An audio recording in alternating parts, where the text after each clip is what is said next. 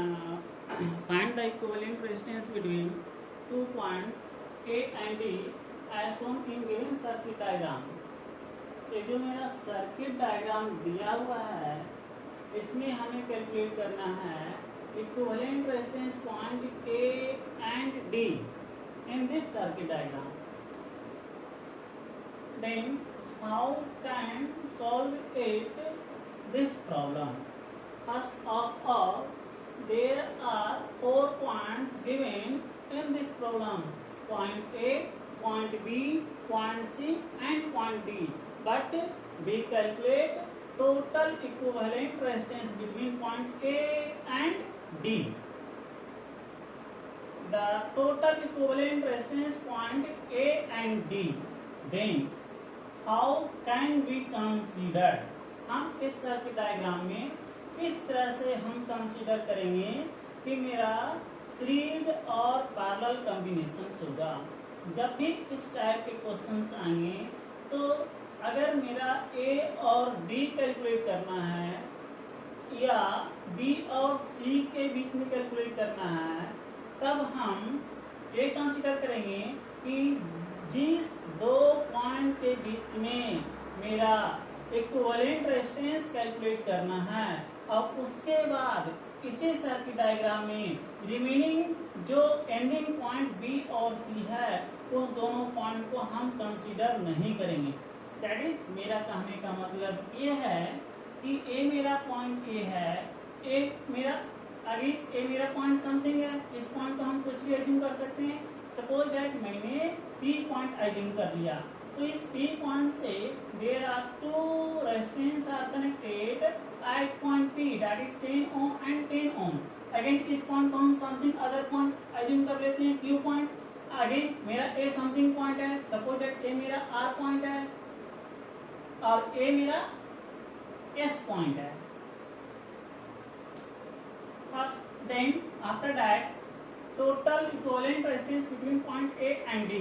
In this situations, the ending point B and C, that is जो आपका P point R and Q okay entire में जो भी resistance मेरा connected है, that is one resistance are connected 1 resistance 5 whose resistance value is 5 ohm is connected with point R and B, and another resistance whose magnitude is also 5 ohm is connected between point C and Q. These two resistance are ending positions. तो इस circuit diagram में ये जो मेरा 2 connections होगा, ये 2 connections को हम कंसीडर नहीं करेंगे। तब जब मेरा ए और डी के बीच कैलकुलेट करना होगा, तब अगर सपोजेड ये दोनों रेजिस्टेंस को हम कनेक्शंस करेंगे, उस कंडीशंस में जब हम इस पॉइंट पे आएंगे, then how can you solve it 5 ohm and 10 ohm and again 5 ohm and 10 ohm. तो हम इस समय इस 2 रेजिस्टेंस को हम पैरेलल मानेंगे या सीरीज मानेंगे, ये हम नहीं कर सकते हैं। We can never says that these 2 resistance, that is 5 ohm and 10 ohm, are neither connected in series combination nor in parallel combinations. And similarly here these 2 resistance 5 ohm and 10 ohm are neither connected in series combinations or parallel combinations.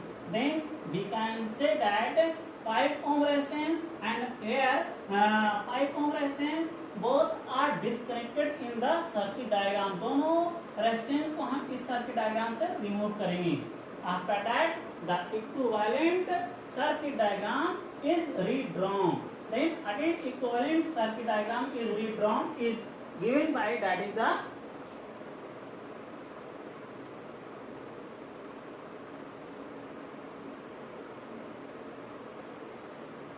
हम again equivalent circuit diagram को draw कर लेंगे।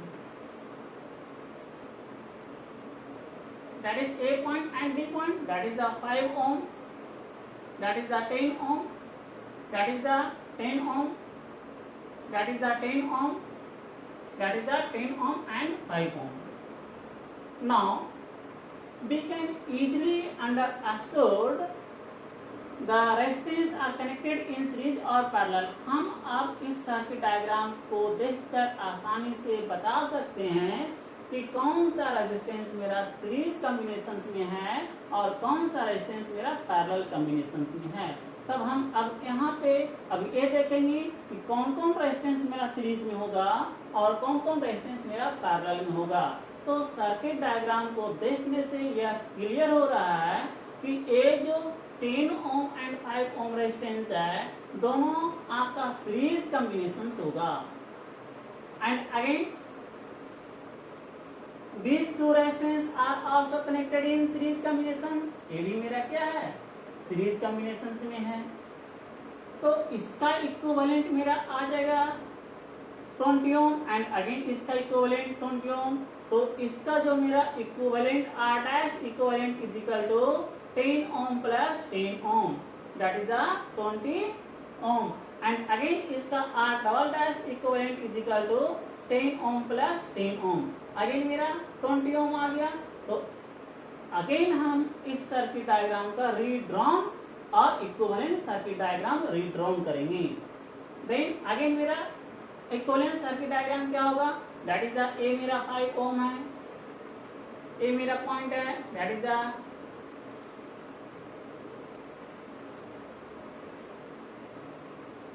Again मेरा redrawn circuit diagram आ जाएगा that is the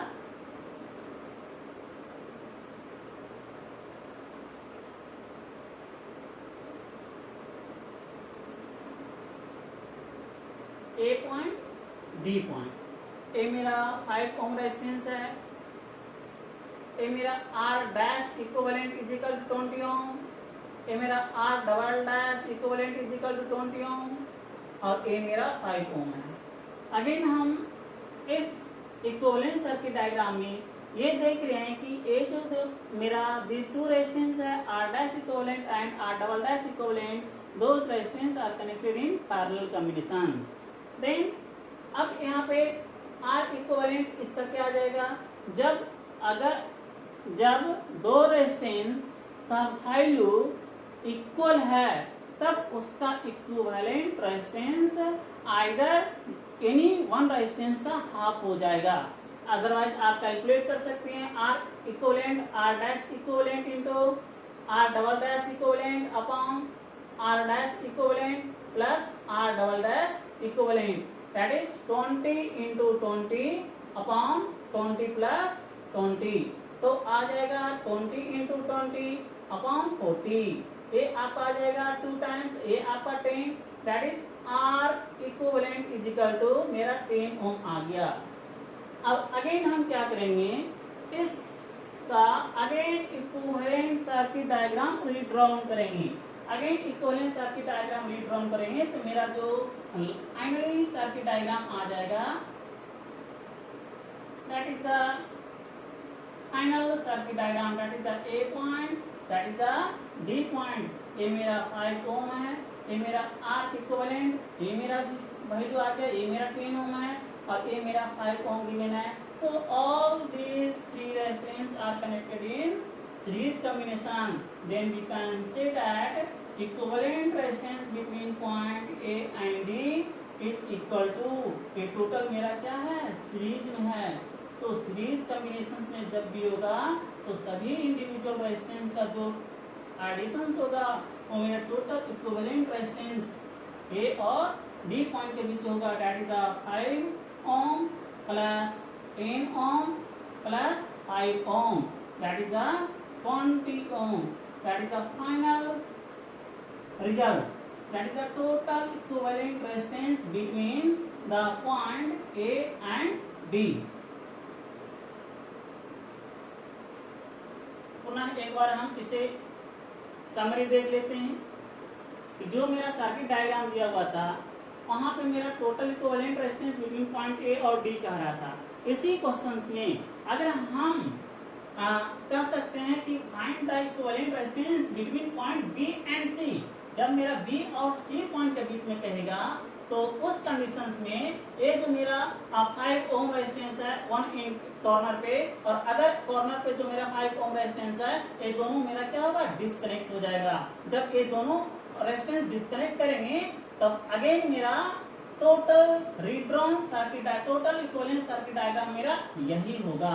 after calculation जो मेरा result आएगा वो अगेन मेरा रिजल्ट क्या होगा, ये मेरा रिजल्ट सेम आएगा, दैट इज द 20 ओम।